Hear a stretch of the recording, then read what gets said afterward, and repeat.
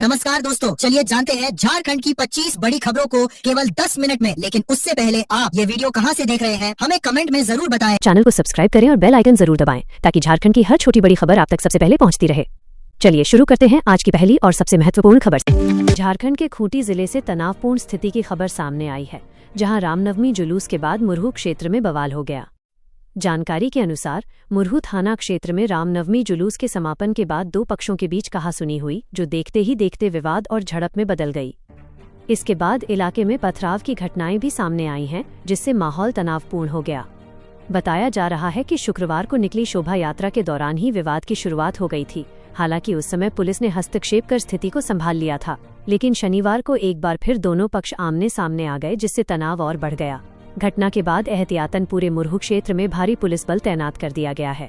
वहीं स्थानीय लोगों ने अपनी दुकानें बंद कर दी और मुरहू महादेव मंडा के पास इकट्ठा होकर आरोपियों की गिरफ्तारी की मांग की। खूंटी की एसडीओ दीपेश कुमारी ने बताया कि फिलहाल स्थिति नियंत्रण में है, लेकिन सुरक्षा को देखते हुए पूरे इलाके में धारा 144 लागू कर दी गई है।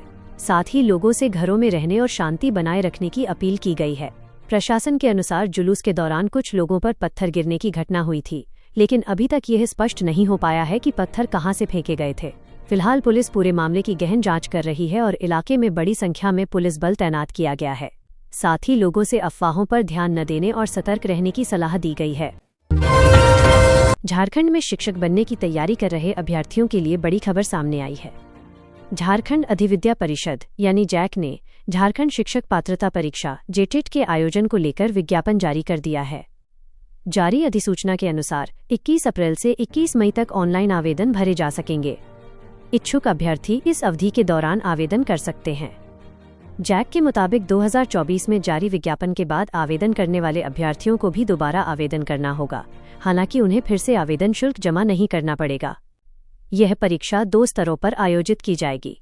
पहला प्रारंभिक विद्यालय स्तर यानी कक्षा 1 से 5 तक के लिए और दूसरा उच्च प्राथमिक विद्यालय स्तर यानी कक्षा 6 से 8 तक के लिए होगा। अभ्यर्थी चाहें तो दोनों स्तर की परीक्षाओं में शामिल हो सकते हैं।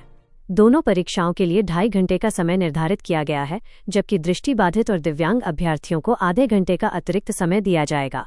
परीक्षा पूरी तरह से ऑब्जेक्टिव यानी बहुविकल्पीय प्रश्नों पर आधारित होगी।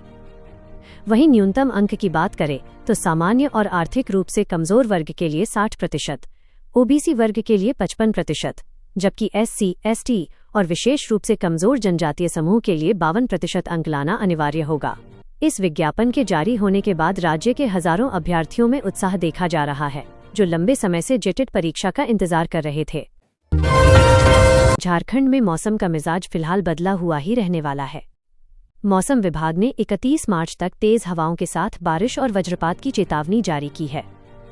बताया जा रहा है कि रामनवमी के दिन शुक्रवार को राज्य के कई इलाकों में तेज हवाओं के साथ झमाझम बारिश हुई थी। वहीं शनिवार को भी कई क्षेत्रों में आंशिक से घने बादल छाए रहे और कुछ जगहों पर मेघ गर्जन के साथ हल्की बारिश दर्ज की गई। मौसम विभाग के अनुसार 29 मार्च को भी राज्य के कई हिस्सों में 30 से 40 किलोमीटर प्रति घंटे की रफ्तार से तेज हवाएं, वज्रपात और हल्की से मध्यम बारिश होने की संभावना है। वहीं 30 मार्च को मौसम अपेक्षाकृत शांत रहने का अनुमान है, लेकिन 31 मार्च को एक बार फिर मौसम सक्रिय हो सकता है, जिससे राज्य के अधिकांश हिस्सों में गरज चमक, तेज हवा और हल्की बारिश देखने को मिल सकती है। इसके अलावा 1 अप्रैल को दक्षिणी झारखंड के कुछ इलाकों में मौसम का असर जारी रह सकता है, जबकि 2 अप्रैल को मौसम सामान्य रहने की संभावना जताई गई है। मौसम विभाग ने लोगों को सलाह दी है कि खराब मौसम के दौरान खुले स्थानों से दूर रहें, पेड़ों और बिजली के खंभों के नीचे खड़े न हों और सुरक्षित स्थानों पर ही शरण लें। झारखंड के जमशेदपुर में रामनवमी के अगले दिन भव्य शोभा यात्रा का आयोजन किया गया, जहां पूरे शहर में धार्मिक उत्साह और भक्ति का माहौल देखने को मिला।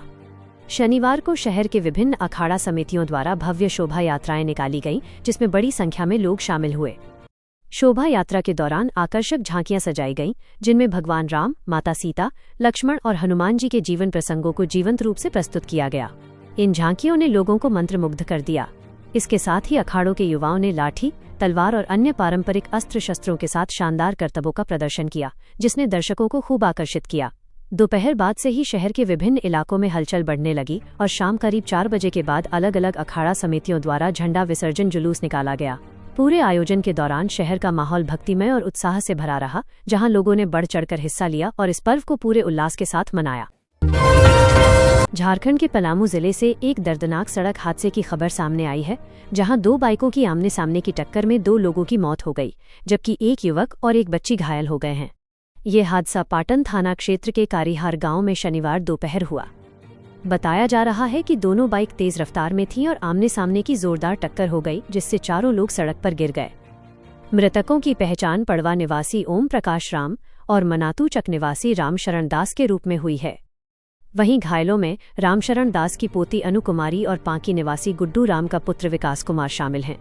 जानकारी के अनुसार एक बाइक पर ओम प्रकाश राम, रामशरण दास और अनु कुमारी सवार थे, जबकि दूसरी बाइक पर विकास कुमार था, जो अपनी नानी के घर से लौट रहा था। घटना के बाद स्थानीय लोगों ने तुरंत पुलिस को सूचना दी, जिसके बाद मौके पर पहुंची पुलिस ने सभी घायलों को मेदिनी राय मेडिकल कॉलेज अस्पताल पहुंचाया, जहां डॉक्टरों ने ओम प्रकाश राम और रामशरण दास को मृत घोषित कर दिया, जबकि अनु कुमारी और विकास कुमार का इलाज जारी है। फिलहाल पुलिस पूरे मामले की जांच में जुटी हुई है। वहीं इस हादसे के बाद इलाके में शोक का माहौल है। झारखंड के धनबाद जिले के बलियापुर से बड़ी खबर सामने आई है, जहां रामनवमी जुलूस के दौरान हुए पथराव और मारपीट मामले में पुलिस ने सख्त कार्रवाई शुरू कर दी है। बताया जा रहा है कि बलियापुर थाना क्षेत्र के भिखराजपुर में शुक्रवार को 2 पक्षों के बीच झड़प और पथराव की घटना हुई थी, जिसके बाद से पुलिस लगातार आरोपियों की धरपकड़ में जुटी हुई है। अब तक इस मामले में करीब 20 आरोपियों को गिरफ्तार किया जा चुका है। पुलिस ने पकड़े गए आरोपियों को शनिवार को कड़ी सुरक्षा के बीच बलियापुर बाजार और भिखराजपुर इलाके में पैदल घुमाया, ताकि लोगों के बीच ये संदेश दिया जा सके कि कानून तोड़ने वालों को किसी भी हाल में बख्शा नहीं जाएगा। सिटी एसपी ऋत्विक श्रीवास्तव ने बताया कि इस मामले में 18 से 20 आरोपियों को जेल भेजा जा चुका है, जबकि 40 से 50 लोगों को नामजद किया गया है। बाकी आरोपियों की गिरफ्तारी के लिए लगातार छापेमारी की जा रही है और मामले में आईपीसी की विभिन्न धाराओं के तहत कार्रवाई जारी है।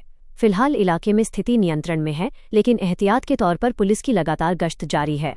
पुलिस ने आम लोगों से शांति और सौहार्द बनाए रखने की अपील की है। साथ ही कहा है कि अफवाहों से दूर रहें और किसी भी संदिग्ध गतिविधि की जानकारी तुरंत पुलिस को दें। झारखंड के गढ़वा जिले से एक बड़ी सड़क दुर्घटना की खबर सामने आई है, जहां भवनाथपुर विधानसभा क्षेत्र के विधायक अनंत प्रताप देव एक भीषण हादसे में बाल-बाल बच गए। ये घटना शनिवार को उस समय हुई जब विधायक अनंत प्रताप देव अपने आवास से डंडई एक कार्यक्रम में शामिल होने जा रहे थे।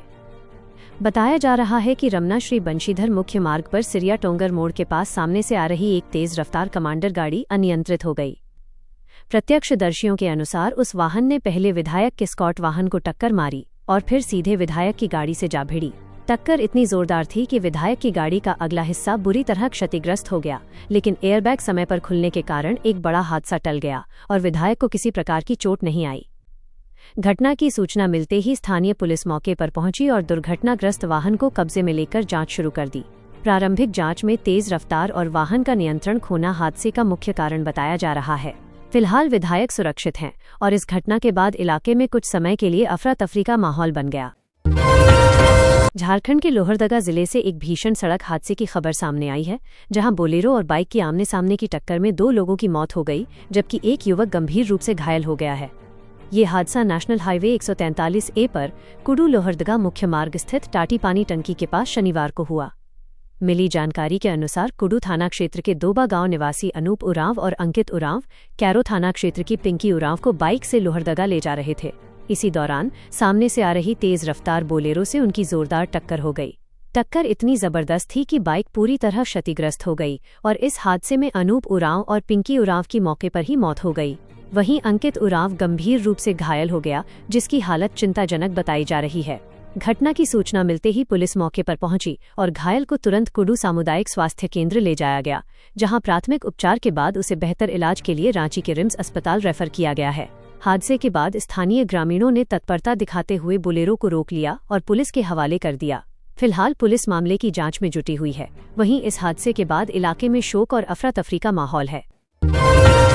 झारखंड के कोडरमा घाटी से एक सड़क हादसे की खबर सामने आई है, जहां रिफाइन लदा एक ट्रक अनियंत्रित होकर पलट गया। हालांकि इस हादसे में चालक कूदकर अपनी जान बचाने में सफल रहा। यह घटना कोडरमा थाना क्षेत्र के रांची पटना मुख्य मार्ग पर स्थित जमसौती नाला के पास शनिवार को हुई। बताया जा रहा है कि पश्चिम बंगाल के कोलकाता से रिफाइन लेकर एक ट्रक बिहार की ओर जा रहा था। तभी कोडरमा घाटी के एक तीखे मोड़ पर चालक ने वाहन से नियंत्रण खो दिया, जिससे ट्रक सड़क पर पलट गया।